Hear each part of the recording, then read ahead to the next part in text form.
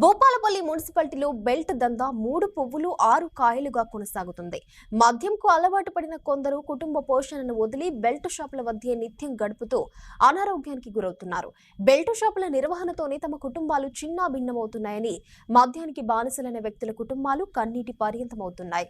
పాలకుల చేతకానితనం, అధికారుల నిర్లక్ష్య ధోరణి రెండూ కలిసి భూపాలపల్లిలో బెల్ట్ దందా రోజురోజుకు విస్తరిస్తోంది.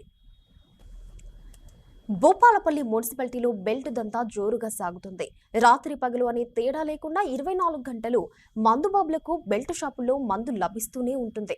మద్యం దుకాణాల్లో కూడా దొరకని లిక్కర్ బెల్ట్ షాపుల్లోనే దొరుకుతూ ఉంటే బెల్ట్ మాఫియా ఏ రేంజ్ లో భూపాలపల్లి మున్సిపాలిటీలో బాగా వేసిందో అర్థం చేసుకోవచ్చు. ఈ దుకాణాలన్నింటికీ నిత్యం వైన్ షాపుల నుండే మద్యం సరఫరా అవుతుంది.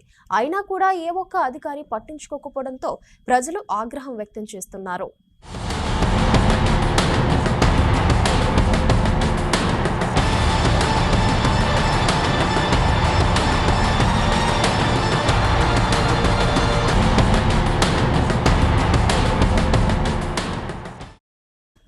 ముఖ్యంగా బెల్ట్ షాపులు మున్సిపాలిటీ పరిధిలో ఎక్కువ సంఖ్యలో ఉన్నట్లు సమాచారం.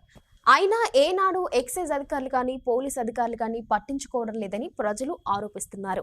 మద్యానికి బానిసై తన భర్తకు పక్షవాతం వచ్చిందని కృష్ణా కాలనీకి చెందిన మహిళ కన్నీటి పర్యంతమయ్యారు.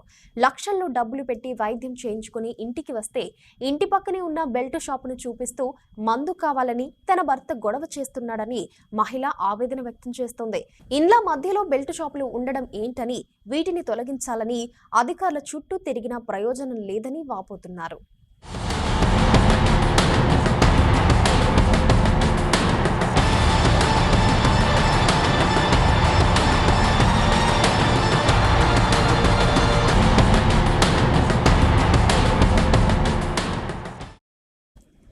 భూపాలపల్లి మున్సిపాలిటీ పరిధిలో ఉన్న అన్ని బెల్ట్ షాపులను తక్షణమే తొలగించాలని ప్రజలు కోరుతున్నారు.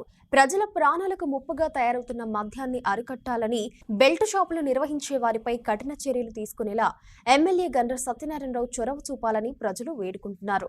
తమ ఓట్లతో గెలిచిన పాలకులు తమ సమస్యలను పరిష్కరించకుంటే వారిని ఎన్నుకొని ఏం లాభమని ప్రశ్నిస్తున్నారు. ఇప్పటికైనా అధికారులు, పాలకులు స్పందించి బెల్ట్ దందా లేకుండా చేయాలని ప్రజలు కోరుతున్నారు.